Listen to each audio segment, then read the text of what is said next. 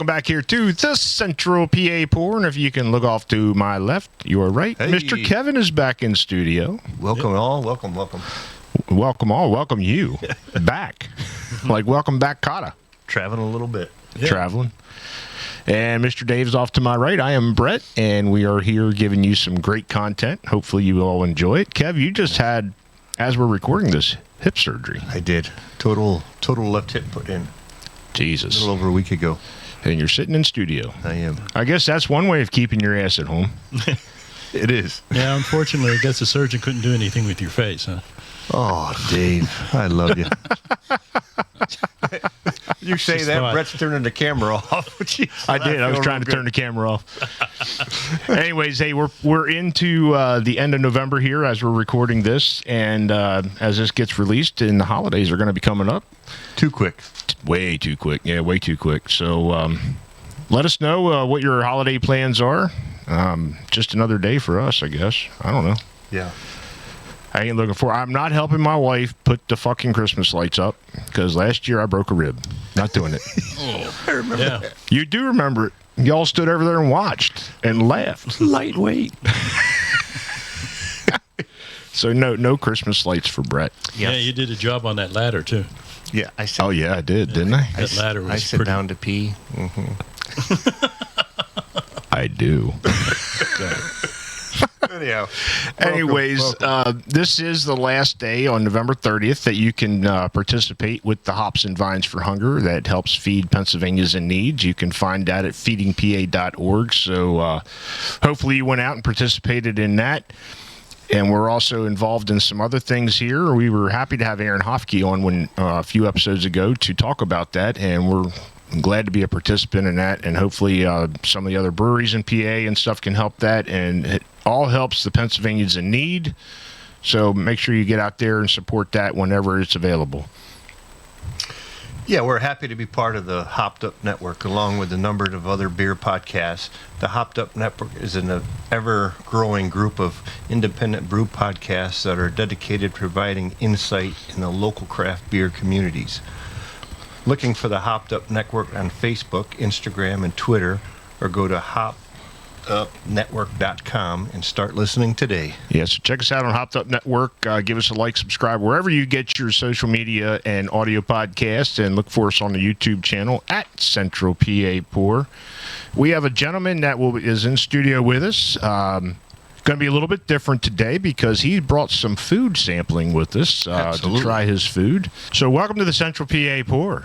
Bill you. Sierra, George Street Brewing and Bistro. Am I right? George Street Brewing Company. Okay. And we're calling it just Bistro and Bar. Bistro and Bar. Yep. And you were in downtown York on North George Street, Correct. 2 doors down from Gift Horse Brewing, right in the heart of Restaurant Row. Absolutely. Correct. So how did this come about? So, first off, thanks for having me. I appreciate it. Oh, Thank we're you. a pleasure to have you here. Very cool setup, guys. I like this. This is awesome. This is a nice treat. I mean, we had you at Brew Kids. It was a little different. That was a live atmosphere. Yeah, it was. It was. But that was awesome, and this is a great setup you have here. So Thank you. Very Thank nice. you. So how did all this come about? You know, it probably not the way most breweries or bars come into fruition. I was investing in the real estate. So I bought the building and started a renovation from the top down. And once I started interviewing different candidates or businesses to rent the commercial space, one gentleman came with an idea for a social club. And I didn't know anything about social clubs, but I liked his energy. I liked his, everything that he brought with him. And I said, all right, I'm not completely ready yet to put money into the commercial renovation space just yet. But if you want, I'll give you, I think I gave him 2 months free rent or something like that. And I said, just clean it up, get it to what you're thinking, and you can open up. And we signed a lease, and that was the Black Box Social Club that was first open in the space. Okay. And so his name is Sean Jones. And so Sean was running that for about 6 months. Excuse me. And the response from the community was very positive. But it was a BYOB establishment. It was very simple. It was only open 3 nights a week. And so a lot of the community was coming back saying, like, we want, can you do food? Can you do beers? Can you do drinks? Can you be open more days a week? And all this kind of stuff. So he came to me and said, look, I think we could do something bigger here, but I need a partner. And I was like, all right. It wasn't my intention, but you know what?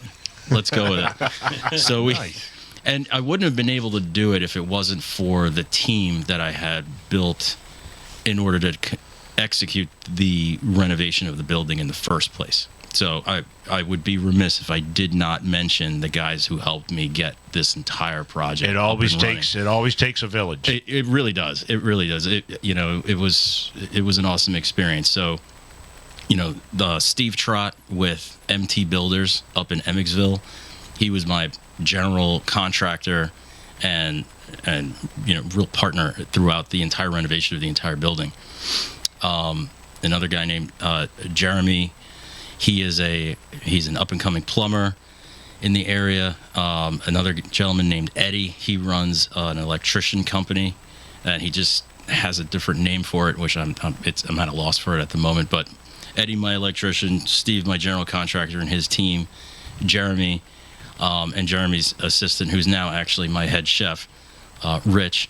I wouldn't have been able to get this project done had it not been for all these guys. And by the way, the head chef, I was there for lunch one day and had a pastrami sandwich and talked to Bill, and I see he brought one with us today. I can't wait to dive into it. Sorry, I didn't want to interrupt your story, man, but I had to throw that out. Absolutely. So we put our heads together and figured out, how do we build an establishment that, has class, has taste, has an inviting presence, and the ability to make people feel comfortable, as well as enjoy drinks and food with friends, family, or business, right? I come from corporate America, where I was a sales guy for almost 20 years. And so every time I would travel to a new city, I was always looking for an all-day establishment where I could show up in the morning, post up with my laptop, have a cup of coffee and a breakfast, do some laptop work, maybe do a call, go hit a meeting, come back, do a little bit more, have somebody meet me there, and then also, best case scenario, have the after hours type come meet me for a drink or whatever it is, and it was a very efficient use of my time.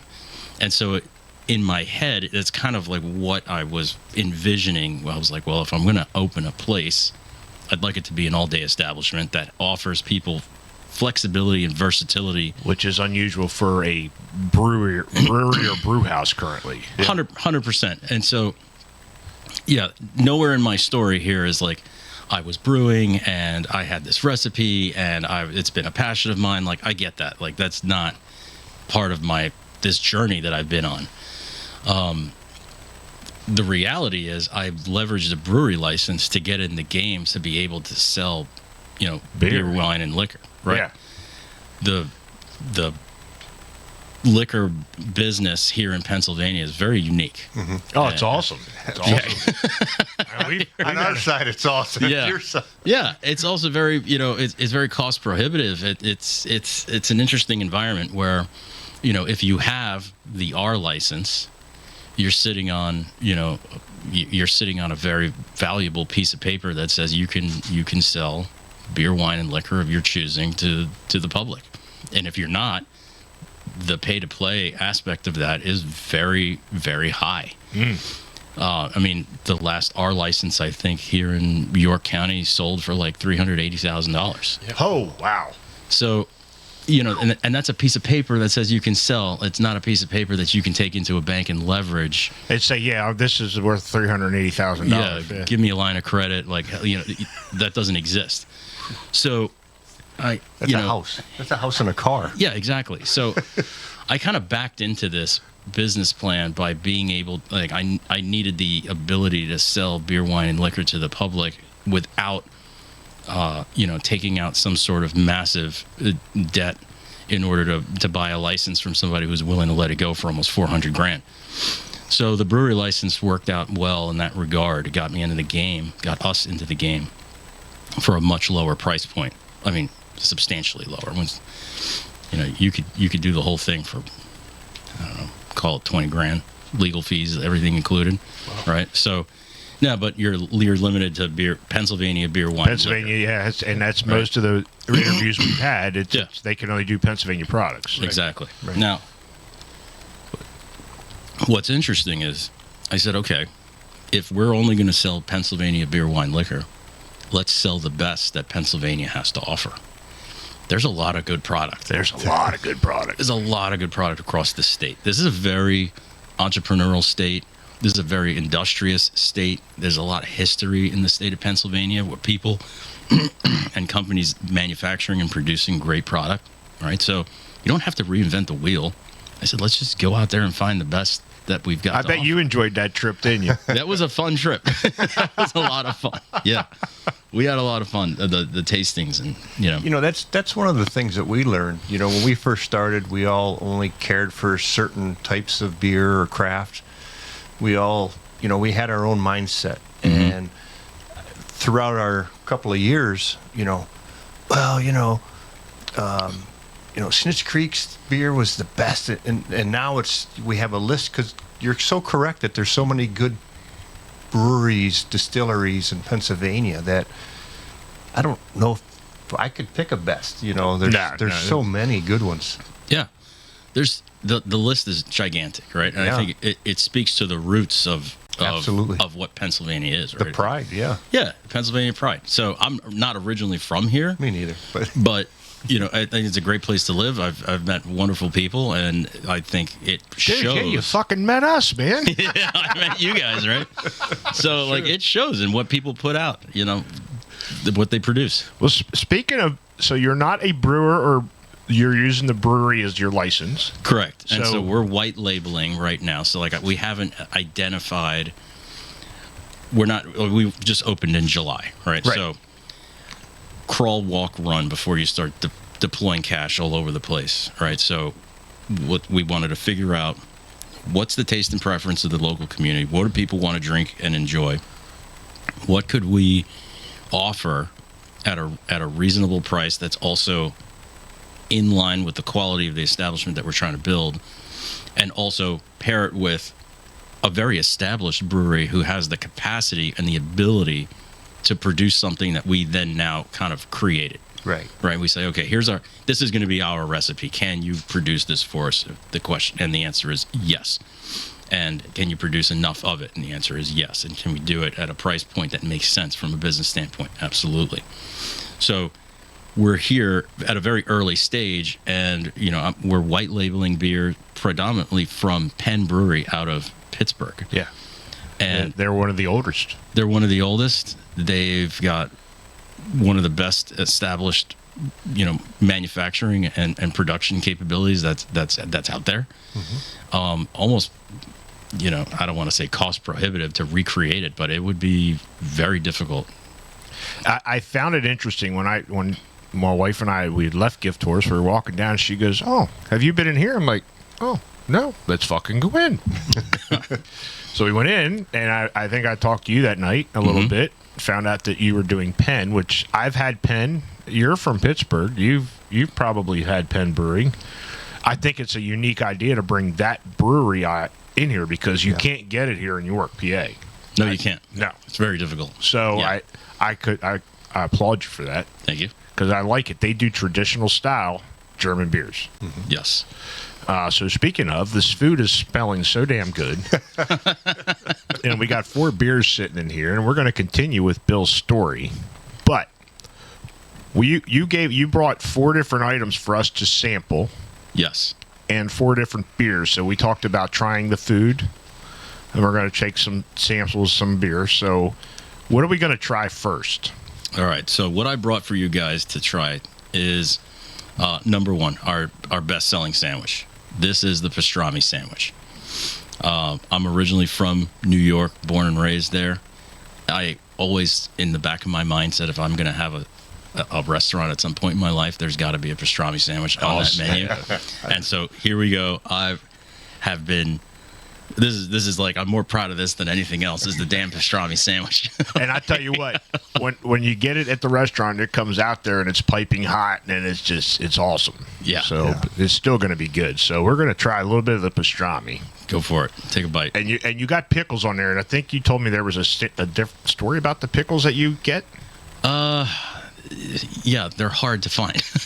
It's very interesting owning a restaurant and then, sourcing your food and figuring out what works, what doesn't work, what people like, and can you get it, and how often can you get it. If it's basic stuff, it's easy. If you start going outside, outside that little cone of normalcy, it starts to get difficult for sourcing things. But anyway, yeah, there's pickles on there. Let's give it a try. You gonna sample some with us, Bill? I am. I'm hungry.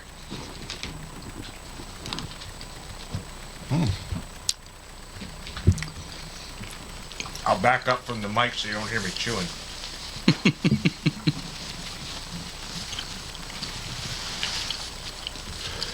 So beer-wise, it's good. Yeah, that's real good. Really good. I would say more because of the pickle in there and some of that pastrami. Either an IPA would go good with that, or a lighter lager. Mm-hmm. So we have two. You have a Juicy, which is from Evergreen, and then you got the Northern Lights from Penn. Correct. I think it's really up to your own preference what you would really pair it with. Like, we've had this conversation. I will drink beer with anything, and it doesn't matter what beer. But for this, what did we do? We did one that had some of it just accentuated the palate. It was really good. So let's see. Let's try the IPA. So we're going to go with the Juicy on this, and we'll take another bite of the sandwich and see what we think. Go for it. So this is Juicy from Evergreen. Correct. Who, by the way, we're still efforting to get on here. Well, I'll send a copy of this interview over to Norm and give him. Norm is the owner of Evergreen. Okay. Because Hollis has ghosted me since. He's the brewer. I don't know them, but I know Norm, and he's helped me out with getting an IPA on the draft system. That's actually good. I think the IPA does hit that with that sourness of the pickle. Yeah. Mm-hmm. It really accentuated it. Yeah. Oh, I know what it was. It's when we talked to Lou Bryson, and I brought the Burger King. What's that? Was it the Burger King? Yeah. Yeah, the Burger King. Mm-hmm. Yeah. We had a pairing with Burger King. It was delicious, actually. I'm not a Burger King guy. That pastrami's really good, man. It is. Really good. What do you think, Dave? Pretty good. Or you want to try it with the Northern Lights? I'm going to try it with the Northern Lights. What do you think, Bill? So, I am more partial to the Northern Lights. This is a unique beer. It's got a great story behind it that, for whatever reason, Penn didn't distribute on a wide scale, and they sent us. They were like, do you want? It's a very the whole story about how I got connected with Penn Brewery is almost an interview in and of itself. But the individual who put me in touch with Penn said, look, they have this beer. It's got a very sophisticated, very high quality production behind it. It's not getting the distribution that it deserves. Get a keg of it. And I was like, screw it, let's do it. Throw it on the truck. They showed up and we were like, what the hell are we going to call this thing? Oh, so you named it? Yeah. They didn't name it? They did not name it. Are they using this name now? No. So this is strictly in York, PA? Correct. Northern Lights. Northern Lights. It has a very nice body and mouthfeel. It does. A nice malty backbone to it. Mm-hmm. And it's very old school. I'm going to call it old school traditional.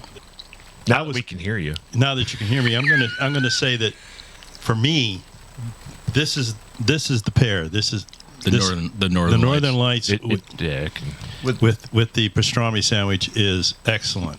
I mean, it is. and a lot of it is because I'm not a hoppy guy. So we know you're not happy, but I'm not. And if you can see, this is very clear. Yeah. And from some of our previous guests, you can hide stuff in like a lighter beer. Like if you make a mistake, you can't hide it. Yeah. That's very crystal clear. I gotta say, I like the hoppy one too. Yeah, I think the they're both juice good. juicy accentuates the pickle side of it. Yeah. This more or less will hit some of the saltiness of that pastrami and the breadiness of the toast. Yeah. Either one, you can't go fucking wrong. It's a beer. You're getting pretty good. You're actually sounding really good here. Well, I mean, I can act like anything, but So over the summer, our Northern Lights was our #1 selling beer, hands down, no questions asked. Nice. Once September hit, we got a Oktoberfest style type beer. It's like pumpkin infused lager. I think I missed that one. That Penn, well, you had to put an order in for it very early. Well, I think we only got 2 kegs of it. It's already kicked. That was there. It was Penn's pumpkin roll, and it took off pretty quickly. Now, how many do you keep on tap? We've got anywhere. I think right now we've got 7 beers on tap. Okay, so a few of them are from Penn. You got Evergreen. We've got Evergreen. That's it. That's the only one from Evergreen. Is the Correct. Juice Juicy. So the rest is all Penn. The rest is all Penn. Yeah. Cool. That's awesome. That is cool. Yeah. So you said Penn was an interesting story. Mm-hmm. How did you decide on Penn?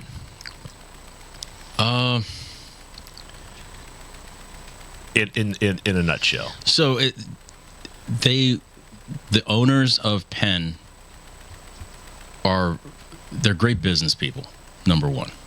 And so when I got introduced to that team, it was through a consultant in the craft beer industry, this woman named Michelle. She used to work for the guy that started Sam Adams Brewery.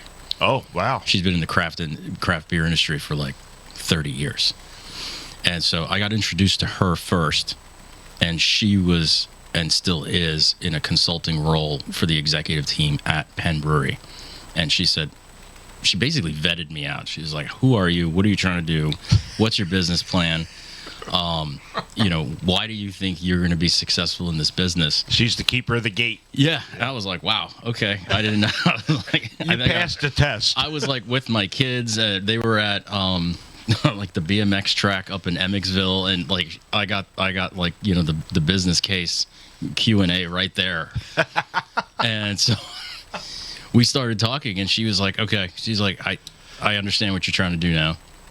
She's like, let me talk to them and I'll get back to you. And she got back to me, and she said, look, they're willing to help you out with a distribution agreement, and they're happy about they're not distributing really on this side of the state, and they were looking for some sort of like avenue in which to utilize. You hit the right person at the right time. I did. Yep.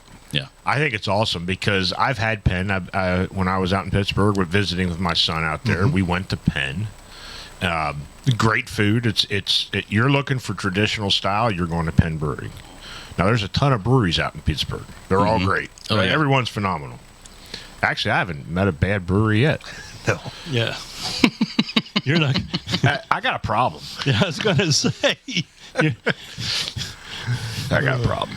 Yeah, what's that famous orator Will Robinson or Will something? He says never met a man he never liked. Yeah, you never met I never met a beer I didn't like. Brewery. I know that's a lie because we've had a couple none of us liked. Yeah. Yeah. So you got the Penn Brewing coming in, so Yep. that's unique to York, PA. You're in the heart of Restaurant Row, Correct. which is premier spotting down there, especially like over the weekends in the summer where they shut the street down. Yep. That's why. How did you get into the food? We have to serve food. You almost have to. Now we've had some on here that do not. Yeah. Food trucks too. How did that come about? Like, was that part of your because of the social thing, you wanted like you got to do something different than what the social club did. I think it's about monetizing the commercial space that I purchased. Right, it's on the main strip. It's in downtown on the main strip called Restaurant Row. Like, Yeah. if we're not going to serve food, then what the hell are you doing? Right. Number one, right? And if you're not going to serve food, then you better serve some of the best damn booze you can get, beer, wine, and liquor, right? And I didn't have an R license, so we got the brewer's license. I said, we got to pair this with some high quality, like a limited menu with high quality offerings. And that's how we approached the market, with the menu that we designed, the food that we purchase, and the what we make in house. Like, for example, we don't have a fryer. Nothing we make is fried. Everything is either baked. It's all baked, really. It's In the oven. Yeah, we have convection ovens. We've got standard ovens. There is nothing fried or greasy on our menu. It's healthier. Yeah. And so it's delicious too. Yeah. Thank you. So we Well, got it's a like- breakfast menu. We've got lunch menu. It'll carry you into the evening. You could do half sandwiches. You could do half sandwich and a small salad. I did notice that when I ordered that lunch that day, your bartender asked me, "You want a whole or half?" I'm like, "I want a fucking whole." Well, where we're situated, yes, it's Restaurant Row, but it's also a block away from the courthouse. And during the day, during the week, Right. the predominant population that's down there for the breakfast and lunch crowd is tied in some form or fashion to the courthouse. You got lawyers and I was all the gonna courthouse ask that. staff. Yeah. They only get 30 minutes for lunch.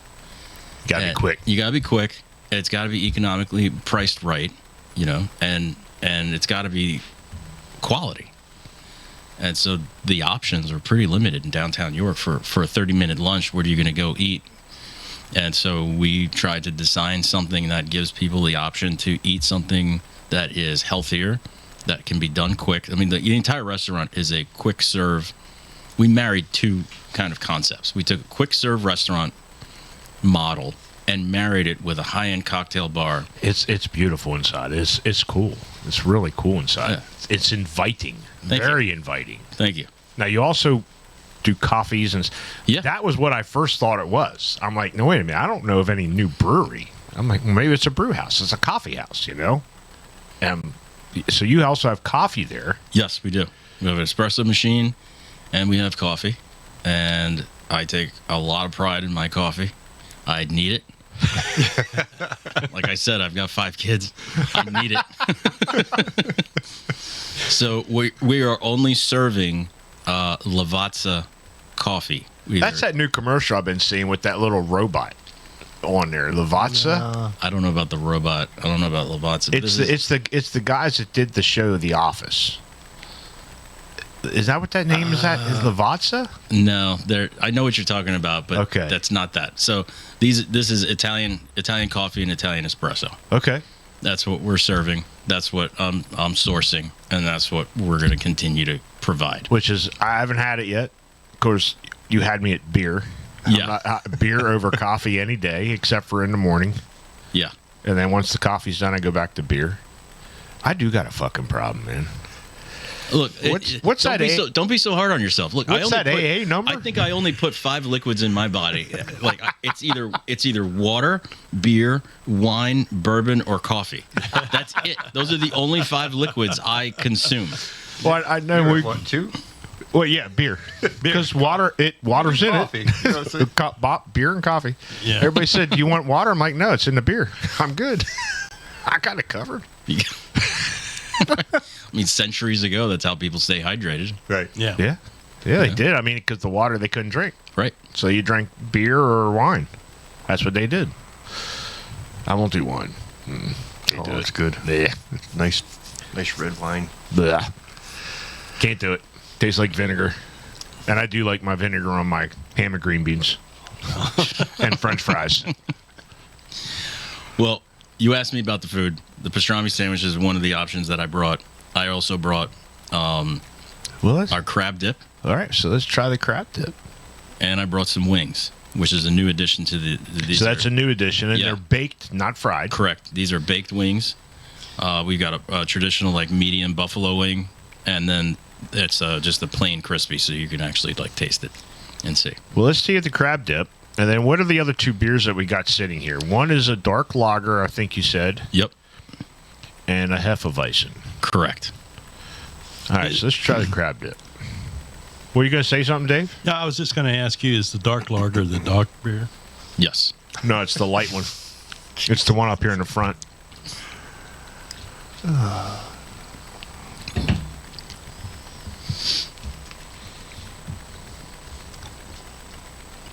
Crab dip has a little bit of a bite, which is good. Mm-hmm.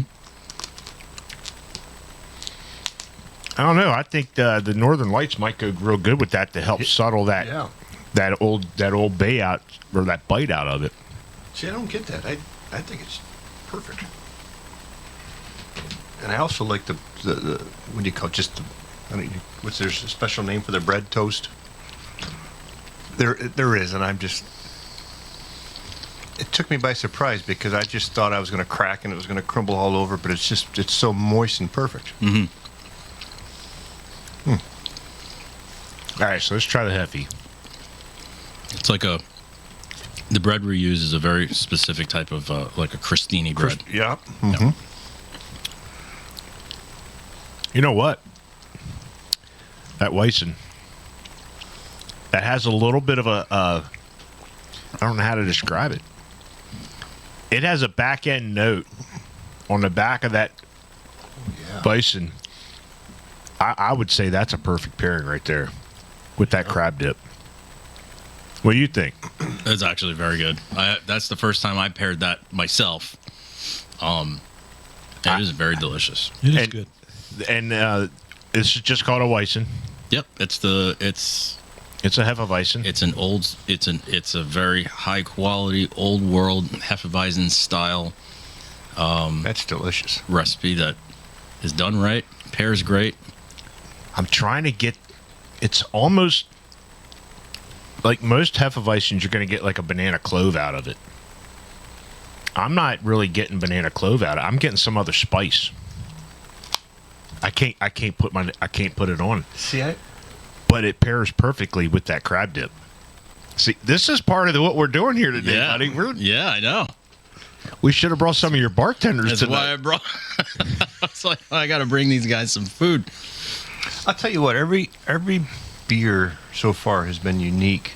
Like the smell goes with the taste. Mm-hmm. And this it smells delicious. You take that first taste, and it's almost like a lubricant into like something so delicious. Do you But feel that right up front? Yeah, I was thinking the Northern Lights with that, but after I tasted this Weissen, Yeah. that whatever, I can't put the name of that. I can't place it. There's a certain spice factor that I'm getting out of that Hefeweizen. I was going to make a comment on. We were talking about the pairing and the food, and the crab dip. Okay, is a good note on that is the fact that a lot of crab dip is the crab is smothered. Mm-hmm. In this, you can taste Yeah. crab. Yep. You can actually taste crab in your dip. And I've had a lot of crab dip, and Did you say you had a lot of crabs? Now, you can go back through the transcripts and you can check that I did not say that. We have a lot of fun. But yeah, the crab dip, it's delicious. Yeah. And one of the things that I liked about it is the fact that you can actually taste the crab. And what do you think about pairing it with the Hefeweizen? The Hefeweizens, yes, it was good. It was not as good for me on the dark lager. Okay. Okay. I tried them both. I thought it was good with the juicy too. That's what I thought at first, but then I had no more juicy. Yeah. Well, I had some. But I think the Heffy, that whatever that back note is I can't place it. I don't know what it is either. I'm not. So when you hook I'm us not up with Brewmaster. Penn Brewing, Yeah. and we get them on the show, maybe they can describe what they actually put in that Heffy that old. See, I get something totally different. I get almost like a peach and a banana myself. Do you? I'll have to look it up. It see may if they be got the it online. clove. It may be the clove on my Yeah. palate really coming through, but Yeah. whatever it is, it Yeah. pairs great with your crab dip. So if you Yeah. go into George Street Brewing Company on 125 North George Street, and you want a snack, get the crab dip and order the Hefeweizen. It's a great pairing. It's an Yes, awesome. It is a pairing. good pairing, and you should go in, and you should request to get a flight. And what we had for everything that the CPP, You know what? There's And- another idea. You flight of beer, you get a flight of food. We'll see. It would be hard. It would be hard on your cook how It'll be to hard on my cook. Yeah, how to pair that up. But it's easy to pour a flight. Yeah, easy of to pour a drinks. flight. It's not easy, unless you're Fridays and you're frying stuff. See, that's the thing. Like the food industry is so it's fucked up, man. It is fucked up. It's so easy to feed people shit food. Yeah. It's Oh, I so know. easy to go buy shit, feed it, produce it, mass produce it, crank it out, you know, like if you got 4 or 5 fryers, you know, you throw some wings, you throw some Fries. mozzarella sticks, you throw some french fries, you throw something else, you throw it all on the plate and you say, here's our sampler platter. It's just a bunch of fried food. We don't have that. yeah, and I think it's what's going to set you guys apart, unique wise. Yeah. I'm pretty impressed. Just this little sample. Yeah, I was impressed. He came here with 4 different plates. I was like, all right, guess what? No, we're going to come up with an idea on how to do this while we're recording. I figured I was going to throw you guys a curveball here. I was like, There's never a curveball we can't. Well, I'm going to say because I haven't hit a curveball since I was 13. So, and neither can the fucking Yankees. oh, here we go. oh, man. They can't catch a fly ball. He's a diehard Yankees fan. Yes, he- Really? Yeah, yes. Oh yeah, all my life. See, are you from New York? Nah, Okay, I am. I'm from New York. I You're a guess Mets- you're a Mets Born- fan. I was born and raised in New York. My mom's from the Bronx. My dad's from Queens. So I grew up in a split household. My dad is diehard Mets. My mom grew up Yankees. My Oh. grandmother grew up Yankees. So back in the, like, I don't even know what, my grandmother, she was born in like the early 30s. She grew up in the Bronx, poor, right? The Yankees used to let kids for a nickel into the bleachers. Wow, So she was a little girl. She used to run down the road. but she sells some of the greats play. She did. Oh, yeah. She really Oh, did. yeah. She did. She really did, which was pretty cool. And they would all. And so there was my mom has a black and white photo of my grandmother as a little girl in a photo, the players would do like a promotional picture, something for the press, and they're like, all right, get all these kids together, we'll take a picture. She was one of the little girls in the Oh, picture. that's cool. Yeah. Way cool. With the whole team. It wasn't the whole team. I think it was like. Was Garrick in it or DiMaggio? I think it was Yogi Berra or Oh, man. I gotta look. Yeah, it's something like that. Like, yeah, That's That's how that's she a grew great picture there. Yeah. Yeah. I've been a Yankee fan all my life. Thurman Munson was my guy, then Reggie Jackson. But yeah, it's as we're recording this. This was a shit week for me. The Yankees choked one, and Penn State choked one too. So yeah. been a bad week Yeah, as yesterday's game was rough. a sports fan for Mr. Brett. Yeah. So Well, you talk about Yogi. His son played for the Pirates.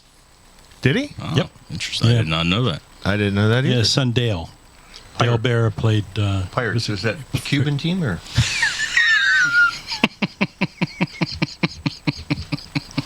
Wow. I gotta have a beer here.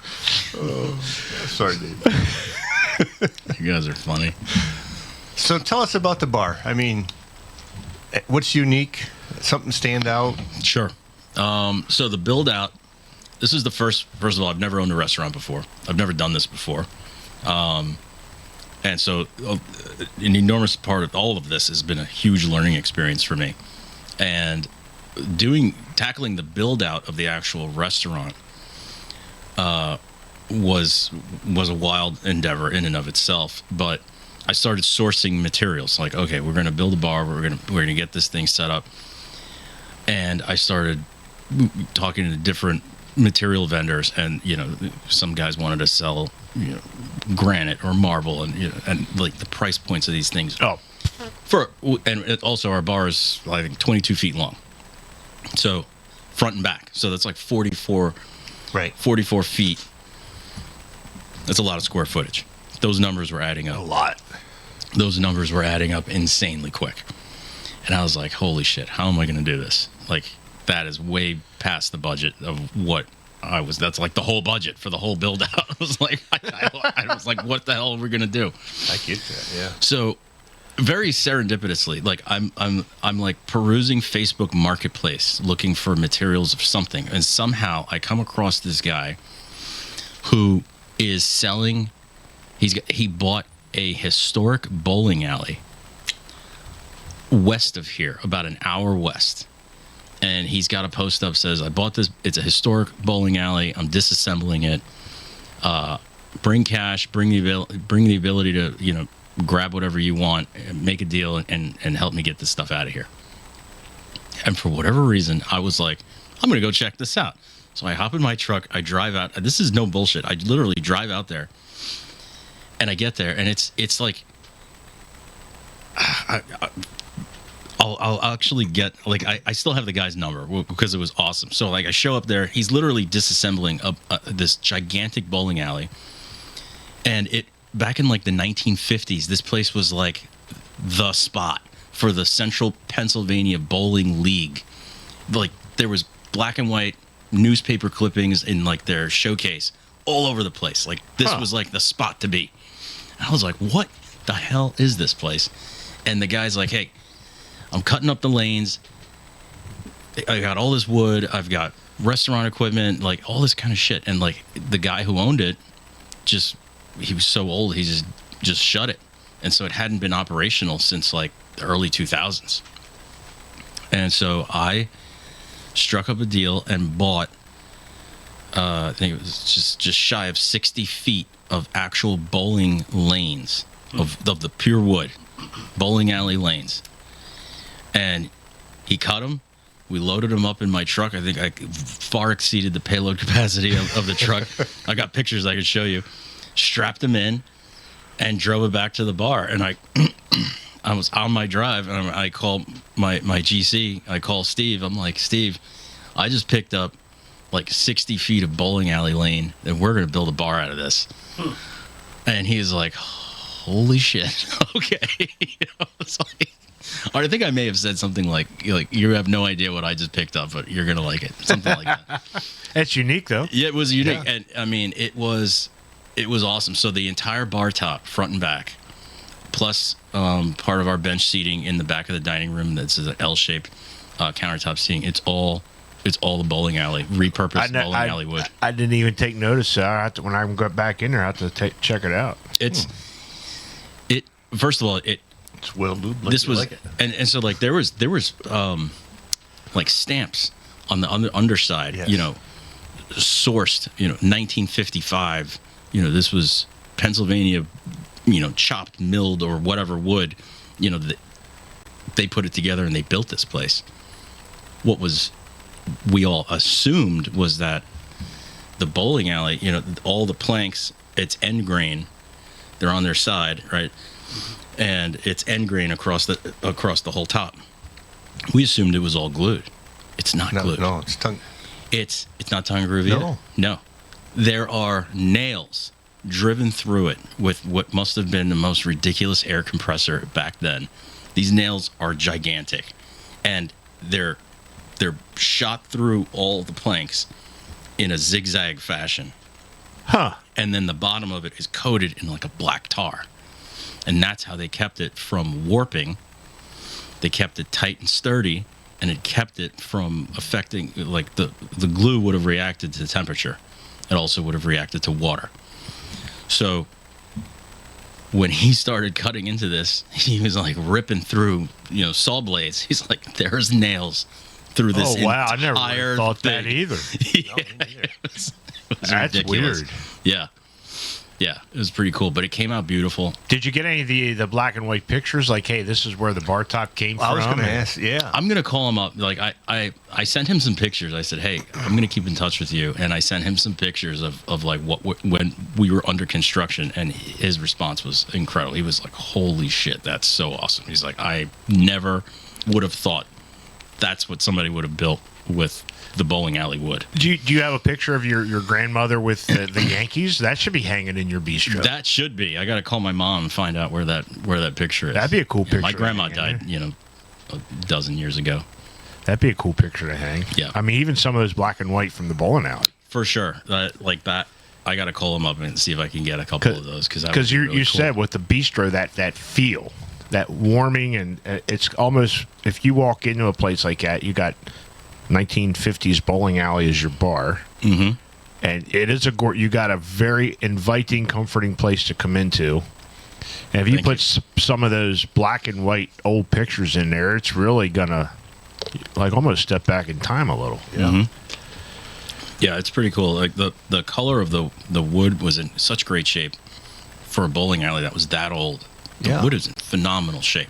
They keep a ton of wax on that wood, though. Oh yeah, we put multiple coats on that. They did, and then we did. We put a nice protective coating over it. But it's just a nice, like, warm honey,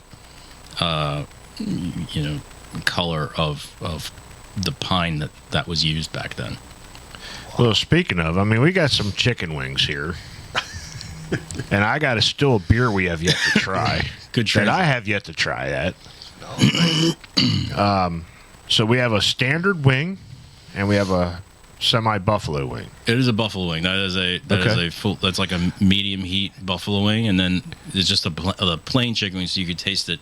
You can get them plain, but it's a quality baked, not fried. Correct. All right, so let's see if how this pairs with this the Penn Dark Lager. You already dipped into yours, so I did. I was hungry.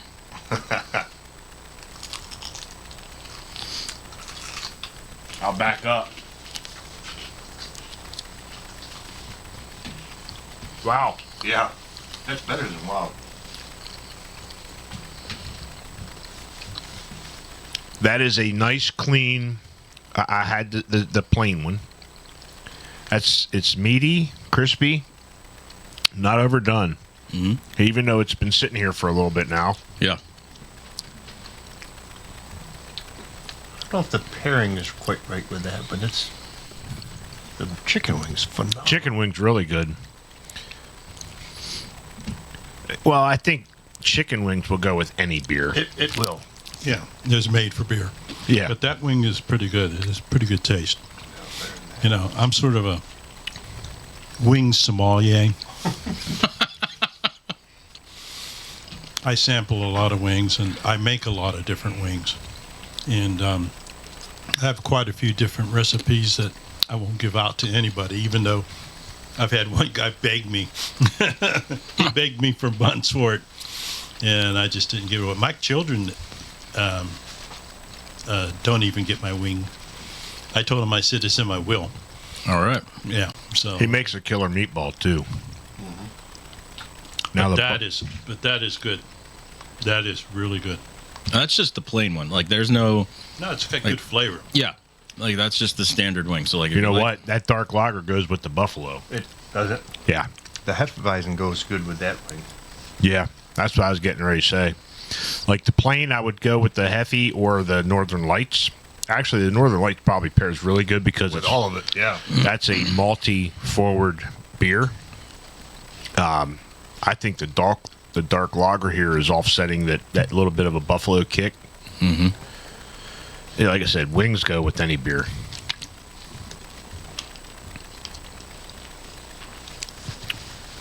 They're good wings. Glad you like it. I knew you would. So this is some of the content we've talked about, like coming out to places and that we've recorded with before and pairing their food with their beer. But we did it with you in-house. You're right, Brett. That is very good matchup right there. With the buffalo. With the buffalo. Mhm. That's perfect. So Yeah. that's like 2 home runs right there. Yep. Maybe even 3. Yeah, the Yankees. I'm going to go with 3 with the Yankees. I said the Yankees could have used a couple of those home runs. That's all the I'm Yankees tried for. Yankees could have used a little bit more than just a couple home runs. They could have used playing good baseball. Wow. So you're a Mets fan. You grew up on the Mets side. I grew up. So my dad was Mets. My mom was Yankees. I was growing up. I was more partial to the Yankees for whatever reason, and so I went to college down in Washington D.C. And it was the I graduated high school in '99. I graduated college early 2000s, and right around then, down in D.C., the Nationals were established, and as students at the University of Maryland, College Park, we were able to get tickets really cheap, and they would bus us down. You get to see the games, and you come back, which was actually really brilliant because they were locking in a fan base pretty early. To grow it. To grow it, exactly. And, we got to go in cheap. We got to party our asses off. We got to have a lot of fun, and then they would bring us home. And I became a Nats fan. Honestly, hey, nothing wrong with that. You wanted it. Was it 2019? Yeah, when it comes to baseball, I'm a Nats fan because of my adult life, I've spent more money going to Nats games than any other sports team that's out there. Also, the Capitals. So when it comes to sports, I think I'm more of a Washingtonian. Washingtonian. Yeah. So the Washington Commandos. I was down in D.C. from early. Oh my God, 19 years. Oh, wow. I moved to York in 2021. So that's half your life, damn near. Mm-hmm. Yeah. Yeah. So, I mean, you got to celebrate a little bit when Juan Soto was just a rookie. Uh-huh. Yep. And if the Yankees do not sign him, they're fucked up. Because without Soto, and even though I don't like Giancarlo Stanton, without those two guys, they weren't even in the World Series. Without those two guys. Soto's going to bring in a pretty big haul this year. Are either of them a free agent? Soto is. Soto's a free agent. Yeah. So See, he's the business side of baseball is cutthroat. It's nasty. It's bad. It's brutal. It's like any other politics. It's all. Yeah. It's all. I mean, look what they paid Shohei Ohtani. Oh my God. But that is one guy. That's an athlete that we've never seen the likes of. And we're never going to see the likes of. Well, I can't say. We'll never see the likes of again. But that's a Babe Ruth, above Babe Ruth athlete right there. Yeah, he's a freak of nature. But the money these guys make, I mean, good Lord. Yeah, it's unfathomable. Like it's when I was a kid growing up, pro athletes made good money. Now, pro athletes make what I would consider to be generationally wealthy style, right? It's generational multi-generational wealth. Yeah, it's say that. My If great. it's done right. Yeah, if it's done right, I mean, you just set up your lineage. Yeah, I mean, which is insane. I remember when Garth Brooks in the 90s was making, he was the biggest thing out there, and now it's Swifty is the biggest name out there. Yeah. But you could set your family up for the next few generations that they will never have to work a day in their life. She's a billionaire. Why not? Yeah. Yeah, I mean, well, LeBron James a billionaire. Yeah. I mean, he, I don't know. So what? Change subjects. These are much deeper topics than beer, wings, and pastrami sandwiches. No, but people like to hear them. Yeah, that's true. They like to hear the conversation. Yeah. And stuff. They want to get the feelings and opinions of other people that when you pull into a podcast, you want to hear what everybody else thinks about this or everybody else thinks about that, and that's exactly what we're doing. We're talking. We have 2.5 generations here. I'm sorry. So, but anyway. Just for the record, guys, this is the first podcast I've ever been on. It's a second. Okay, well, Brew Kids on the Block. Okay, Brew Kids on the Block. I was on there and then this is yeah. So same podcast. Same podcast, but yeah. So you're a half a year into it now, just about? No, we opened July 1st. Okay. Yeah. Okay. We opened July 1st in what has to be the most difficult month to open up. Well, that's a kind of what I was going to get into. establishment. Yeah. Right. So, looking back, do you have the what ifs, I should haves, or hey, we did pretty better than expected? It depends on the topic, right? So Okay. there's a lot of moving parts in this business. Well, absolutely. And I think from a branding standpoint and from an awareness standpoint, we had to open when we did, because if we waited till the fall, like, I don't think we would have had the numbers that we're seeing now had we not To opened. sustain. Right. Yeah. Like, July was actually a pretty good month because we were the new thing, so a lot of people came in and checked us out. August was brutal. September was about the same, and then October we just like exploded. I think, and I think Dave will agree with me, but you know, Brett being a business owner in York County, he hears a lot from his customers, but for myself, and I'm going to say for Dave, you know, people don't advertise, and I don't know what the right word is, but you know, on specials, on First Fridays, you know, the yearly fair, you know, I say York County as a whole doesn't advertise, but you know, word of mouth. We were out at one of the restaurants, and actually, you know, all truth, your name came up, and I'm like, yeah, we got to get there, honey, because we don't get downtown as much as, you know, Brett does, but I don't know what people can do, you know, like the weekly close downs for, you know, the food. You see it maybe once, you see it maybe twice, but if you're not, how do you say that, like gift horse, if you're not friends on Facebook or social media, you don't know about it. And Right. you know, there's so many electronic billboards and things up there. Yeah. Well, I guess that's going to lead in. So you open up in the middle of Restaurant Right. Row. I guess that's, yeah. 2 doors down from Gift Horse. A block and a half is from Liquid Hero. Half a block from Mud Hook. A couple blocks from Collusion. So you're right in the thick of things in Yeah. downtown York. We are. Did you find that distracting or encouraging? I find it more encouraging.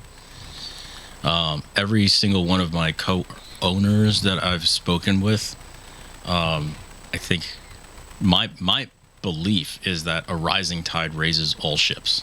Right. So if collectively we do a great job, we're going to make downtown better. Yeah. How did you find their receptiveness of you? Very, very receptive. As I say, because most of them Yeah. we've recorded with all of them. Great people. Yeah, Great people. You know, this isn't New York City where, you know, the competition is looking to literally like burn you to the ground on you know, like where, you know, where you, it's just it's a different environment here, you know, and there's only there's a finite amount of businesses driving the revenue and driving the crowds in the downtown area. So we need to work together. Yeah. Like if we can collectively, with the help of, you know, those who are in charge of policy and those who are in charge of just economic development, if we could all work together, we could really like elevate the downtown York scene to something better. And when we had Jason on here and several of the other guests on here, I grew up in Dover, so I've been in downtown a lot all my life, going back to the early 80s. Yeah. And for what it was and what it has become is much more inviting. Well, I've seen that since I've been here since 2005. Yeah, so I mean, because when I grew up, you didn't want to stick around downtown too long. You did not want to be in downtown York. Yeah. Now, a block and a half, 2 blocks out, it's still that kind of atmosphere, but directly downtown, what the local businesses and stuff have done, and what is it, Downtown Inc.? There's a couple of organizations, and they're going to kill me for not giving them more. But they all work together, like you're saying, Yeah. to build that view of what downtown and make it more inviting for people to come downtown and experience the local flair, so Yeah. to speak. Whatever it's a restaurant, whether it's a store, coffee house, brew house, whatever. Get to the downtown area and experience it, and not just York. This is happening all over. It is. Yeah. I think we're like COVID changed the game. People were able to work remotely. Yeah. People were able to leave the big cities. I was born and raised in one, and then I spent the next half of my life in another. The cost pressure associated with trying to make it in these cities with dual income, college educated like households, it's hard. It's really, really tough. So I think there's a huge opportunity for like this next tier of like regional cities that haven't gotten the love, haven't gotten the investment, haven't gotten the, their time to shine since like the Industrial Revolution, right? Downtown York, Yeah. during the Industrial Revolution was central. it was the key. yeah, it was huge, right? And then it didn't evolve, and then it completely fell under, just like the Rust Belt and like Cleveland and all that. Yeah. But there's a resurgence coming. Yeah. These big cities are maxed out. If you don't have access to institutional capital, you can't do what I did downtown. Yeah, you can't It do doesn't it. exist. That gets you a hell of a lot smaller space. It doesn't A even bar stool. Yeah, it gets you a bar stool. So I think there's a huge opportunity here, especially geographically where we're located. I mean, we're north of Baltimore, we are west of Lancaster, we're south of Harrisburg. You can get like I said, I was in corporate sales. Like I've traveled a lot. My job was technically headquartered out of DC. You can get to DC in 90 minutes from here. It's really not that bad. No. It seems like a world away, but in 90 minutes you could be downtown Yeah. Washington, D.C. So the money is moving. People are starting to consider, like, is there a better place? Is there another option? And I think there's from my vantage point and how I view things, I think there's so much opportunity with downtown York. Well, this whole area of York, southern York County, and central PA has grown from the influx of people leaving Washington, Baltimore area and Yeah. moving here, still working down there, but living up here. Right.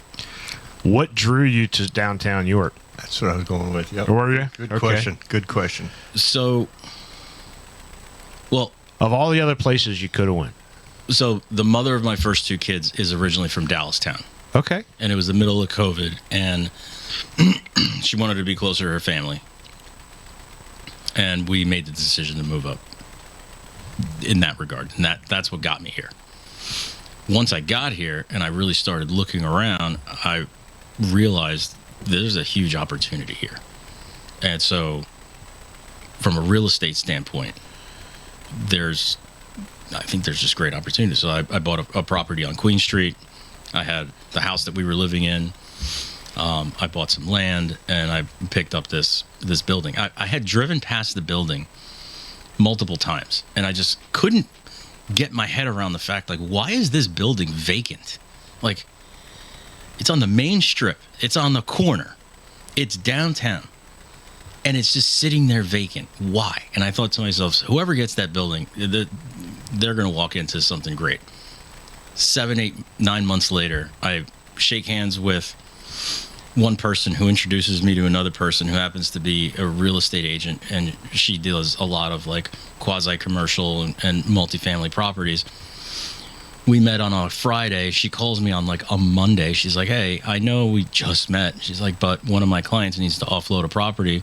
I think you might be the type of guy who would find it valuable. Do you want to get together and like see it? I thought, sure, send me the address. Put it in my GPS. I drive over.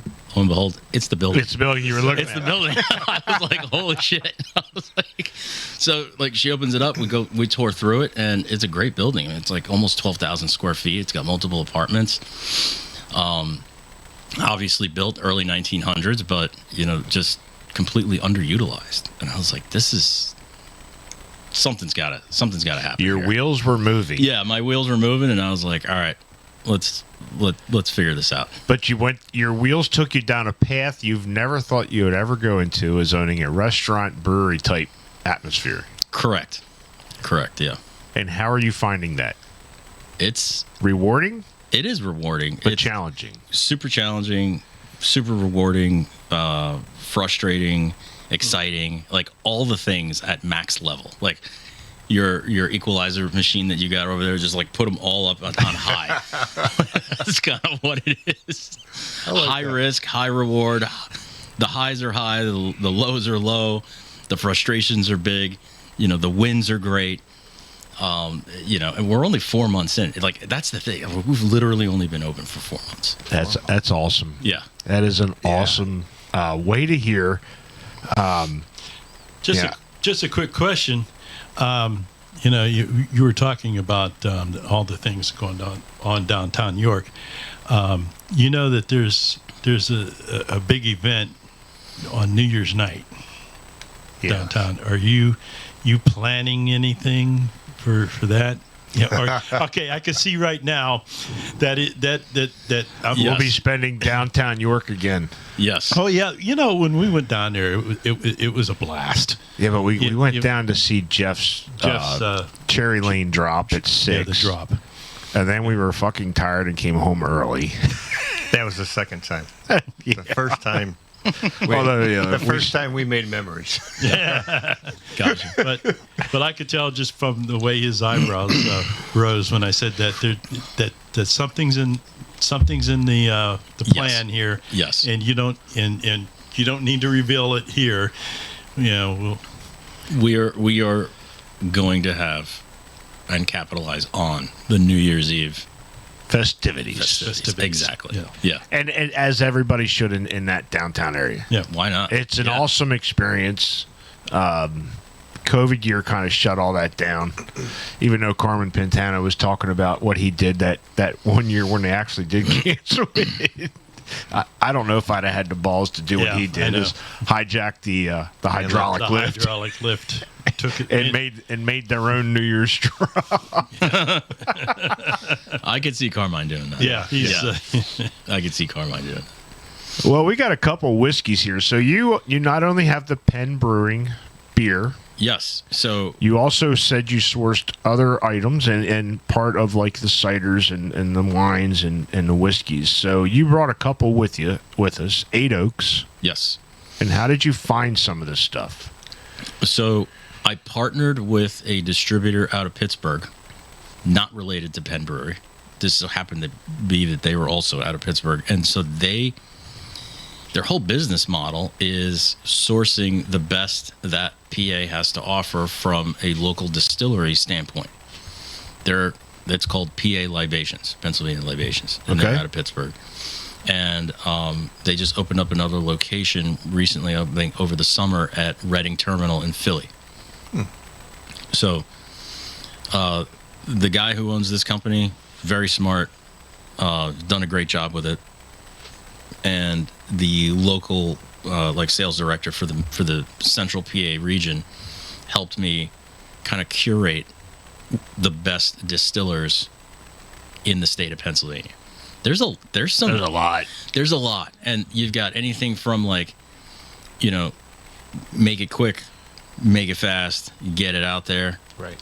And then we're going to barrel age this for 5, 6, 7 years, and we're going to compete on the small batch distilling scene at the bourbon, nationals or whatever you call that. Bourbon nationals, right? And so they're not really tapped into anything that's going on in the local scene.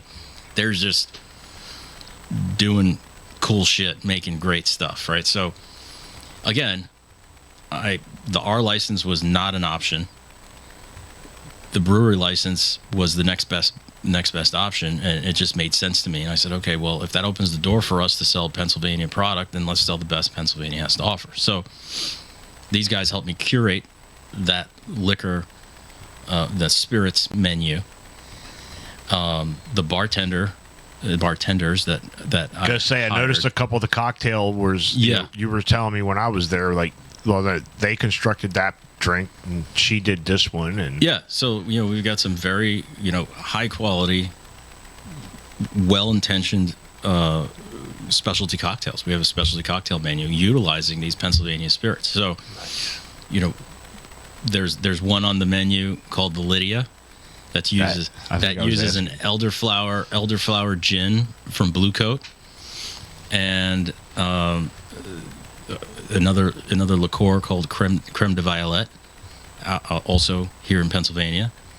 It comes served up in what's called a coupe glass, so it's very picturesque, and it comes out like a lavender purple. We named it the Lydia after my daughter, who was born in January. Nice.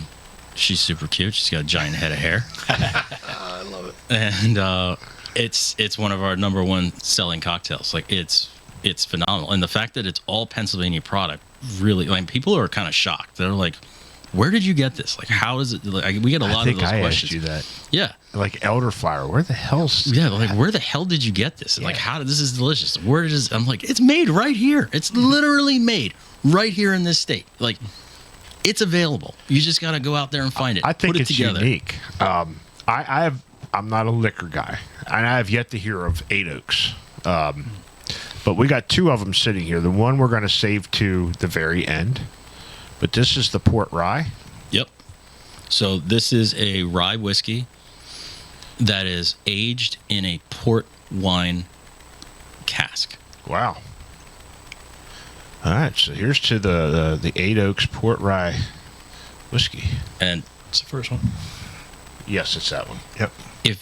so similar to beer, right? If you rush a fermentation on the beer, if you rush it and you tap your keg early, you're gonna taste it, right? I know I'm going to taste this. Yeah. This I is like I good. said, I'm not a whiskey bourbon guy. A rye whiskey it packs a punch. Oh, So it's got a bite. it's got a bite. And so if you don't do a good job with this, it's just going to light you up. These Look at guys, him going. these guys do. Oh no, I'm doing the cleanse. the chewing, as Carmine said. Let it breathe. Let your taste bud take that hit. Well, Actually, you know what? It's It smells worse than it actually tastes. Exactly. no. It's These guys do a phenomenal job with their product. I think it smells damn good. It has a sweet note to it. That's so port wine. wow. Port wine is Portuguese wine. It's a dessert wine. So the cask, which is the wine industry is crazy. Like, they actually want barrels from the United States to finish their wines in Europe. Wow. Are you serious? Yeah, I'm dead serious. It's like an entire industry. It is. Does that come up on Uncorked yet? It is wild. Actually, it has. Okay. They talk about the history of Take a picture of the this. wine industry, where You can keep the bottle. they lost all of their flowers in Europe, and they had to come to the United States to be able to get the grapes, because of the fact that they lost them there, and the wine industry in the United States took off because of that. Mhm. And so the barrels become very valuable. I never knew that. That's awesome. There is so much, like, there's just so many aspects of how things come together, right? And so, long story short, this is port wine casks. It's good. It's actually very good.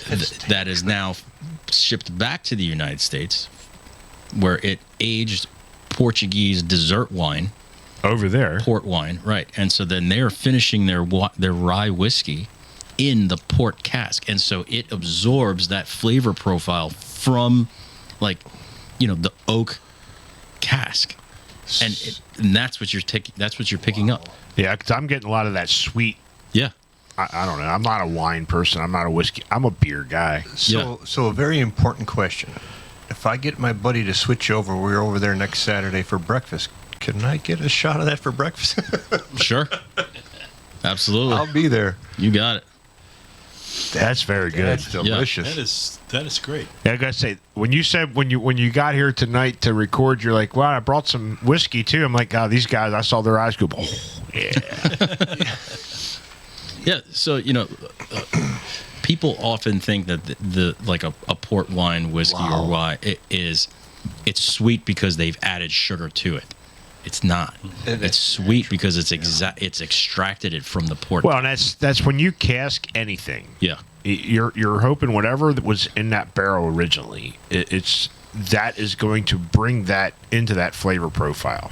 So not only you're getting the initial recipe, whether it's a beer, liquor, wine, or whatever, if something else was in that barrel before, all those characters are going to be now infused into that and bring a whole different flavor profile to it. Completely. Yeah. And that's why we love barrel-aged beers. Especially the triple barrel aged beer. Yeah, I mean, the longer it sits in the barrel, that's more of that flavor infusion you're getting out of that For oak sure. and whatever was. And, we know bourbon can't use it more than once, but all the rest of the people can use it more than once. Exactly. Right. So if it goes from a bourbon factory, now it goes to a wine place, now it goes to a whiskey place, and now a craft beer guy gets a hold of it. Now we got 3 or 4 different flavor profiles coming out of that wood character. Exactly. That was good. Wow. That I will say, you guys all know I'm not the bourbon whiskey guy, but when we had Cody on from Hidden Stills, the David E line was very smooth. I can drink that. We carry that. We have it up. I can drink. Excellent. We had Arvin, Irvin. Arvin. and I just saw him at Cartel Yeah. from Thistle Finch. We had his Pinot. What the heck was that? His rye, his whiskey. Yeah. This is very good. I could drink that too. Yeah. I mean, that's enough for me. That little swig was enough. And would you tell me I wouldn't be your bartender because I'm pouring pretty big. Dude, that's a fucking that's 1 ounce, man. You're not John Taffer. Come on. I grew up thinking that was an ounce right here. Yeah. Too bad that you didn't like my 18-year-old scotch, though. Oh yeah, he gave me, and I spit it out. He's like, "What are you doing?" I said, "It tastes like shit." He's like, "That's like a 12-year-old scotch." What was it? What's that? What was it? It was Was it Johnny Walker? No. darn it. Now you got me. Glenfiddich? Glenfiddich. It's the Glenfiddich 12 year. Yeah. Well, You can't expect everything from him. that's fair. Hey, Look, nobody's born liking scotch. You have to prep your brain to accept what you're gonna start tasting. It took it, and to be honest, it took me a little while to acquire the taste of scotch. And I did, and I liked it. And I started out with a cheaper scotch when I was younger. I started out with a cheaper scotch, and then I went to Chivas, and Chivas was. Would you say you went to shit it? Yeah, love you. Yeah, I'll tell you in the morning.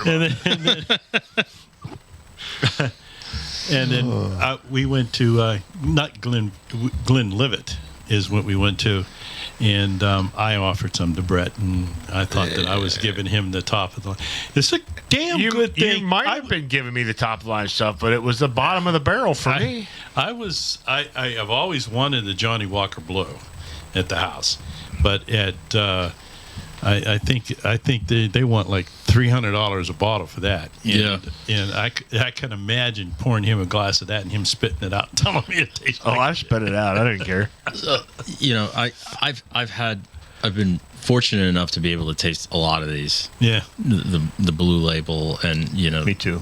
these higher end scotches.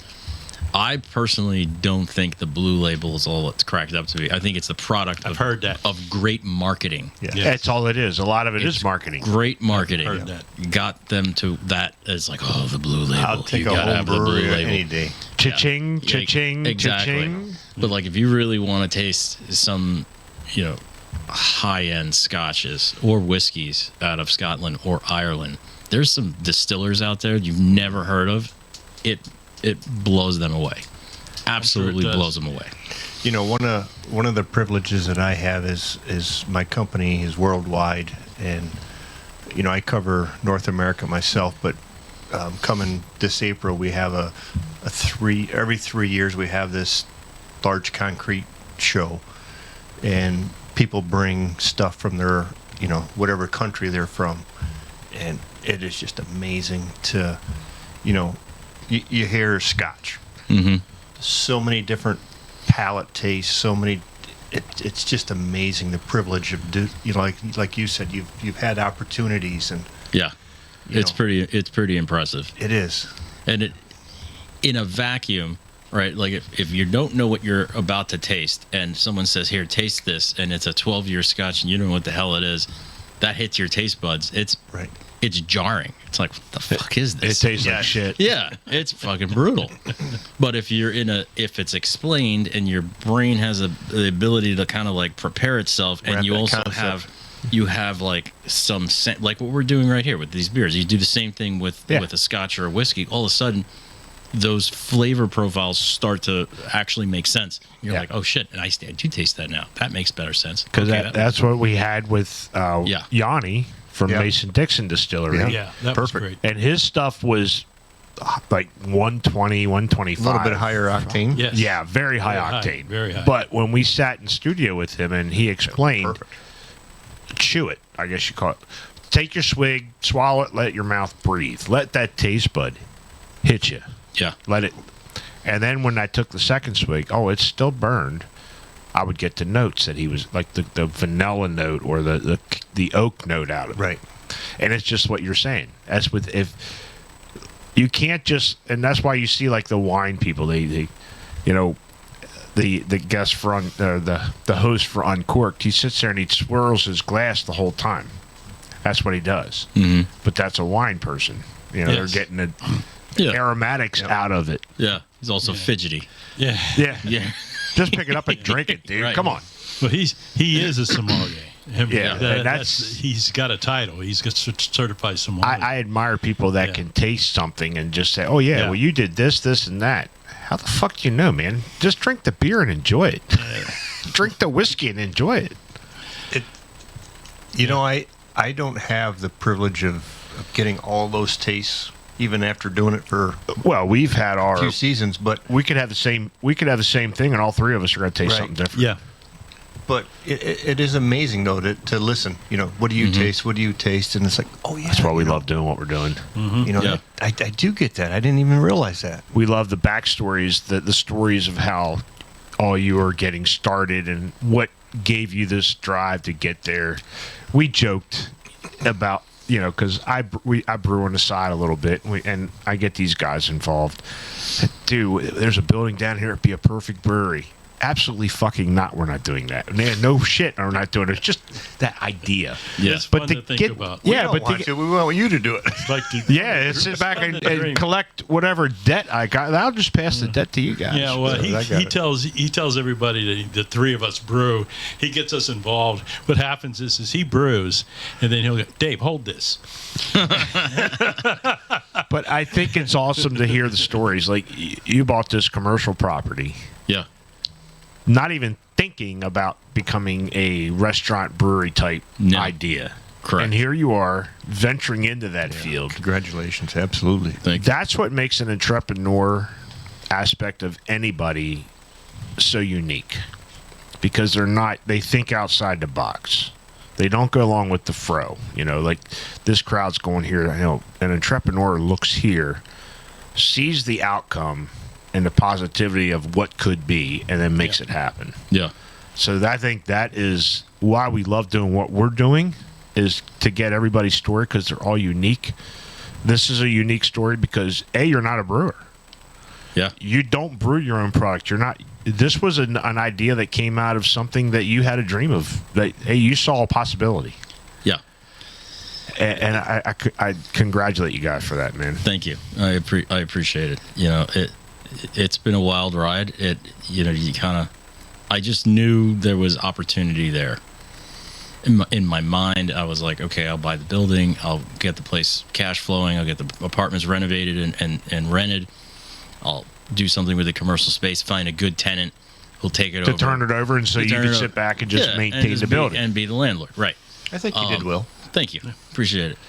And so I am the landlord, but I'm also the business owner. Now you're also paying yourself because you're using the commercial space. Yeah. So there's a lot of moving parts. Like Kevin said, I am a business owner as well. It was a family-owned business. It was my parents' business. It's now mine.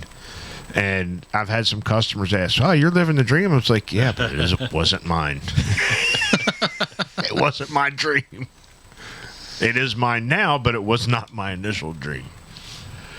I don't know, man. I've had a great time, Bill. We appreciate you coming here and sitting down with us outside of the live venue, which was Brew Kids on the Block. Yeah. Which was a lot of fun. I hope that we get to see you there again. Absolutely. Yeah. Dave, any last comments? Now that your mic's working. Yeah, no, none of my mic's working. You know, what can I say? You're gonna break it again? No, I had a blast. I really do, and I want to appreciate the fact that you're bringing food so that we can try it, because one of the things that we are moving into is in the food tasting and food pairing with wine and beer and spirits, probably, and this gives us a great opportunity. It was awesome. Outside of the Burger King experience. Yeah, that was that was good though. It was unique. We caught Lou off guard because that I was actually fun. watched the episode of What's Brewing that they did that. And Lou was going to be our guest, and I'm like, I know what I'm going to do. I'm going to stop on my way home and get some Whoppers. And I had an ESB here, which is what they paired it with. So when we did it on air with him, he lost it. Yeah. And he was absolutely right. The ESB Yeah, it was good. was fit that Burger King Whopper to a T. Yeah. It was like a perfect pairing. Yep. And I think that the beers that you brought really Paired well. paired very well. They did. Especially on my side of it, you know, I thought that the wings and the Hefeweizen did pair well, very well. And I just thought it was great, and I think everybody should try that. Because, Thank you know, I think anything that we do, I think everybody should go out and try it. I really do, because Well, Bill's like, come fucking try it. yes, Come try it. come try it, come try it. Buy some food. You're This going to get a flight. That means you need to buy 4 opportunities of food. But we're going to be doing this, you know, down the road, because and I think everybody should look at us and come in and watch our videos and get an idea of what we've tasted, and go down and try it yourself. Yeah, and put it up what they taste. It's all about the art of the possible. Yeah. You know? Perfect. The art yeah, of the I like possible. that. I like that. Kev? Well, first of all, Bill, thank you. You know, as I sit here looking around at all of these guests that we've had, you know, on all of our sides here, Oh yeah, all the stickers. we're the three of us are very blessed to listen to the stories, to hear what it takes to maintain and manage, and the stress levels that we have no idea. Well, Brett does because of being an owner, but you know, just thank you, because I got to put this easily on my top 5.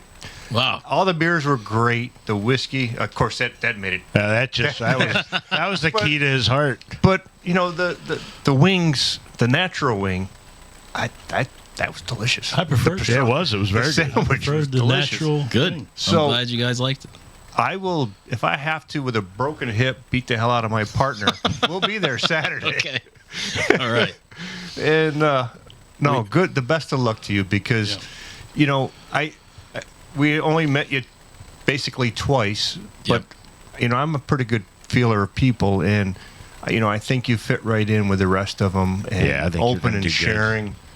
And you know, again looking around, I don't know if I can maybe name one person that is not as open. Generational thing, but you know, I think as you guys all get together, you could build it. I think, You know, downtown's yeah. already. Downtown, phenomenal. I mean, There's so much opportunity. there is. I think it's ripe for opportunity. It's ripe for rebranding. You know, there is the old guard Yeah, that Well grew, said. that grew up. Right. With, Yep. You know, was York City a dangerous place 20, 30 years ago? Yeah, Even you didn't want to 15 be years down. ago, even 10 years. Yeah, of course it Yeah, was. you didn't want to be down there. So was New York City. So was Yeah. Philly. So was Washington. When I was in college in Washington, D.C., it was so dangerous down in D.C. Like, it was a shithole. It was and D.C. still is dangerous.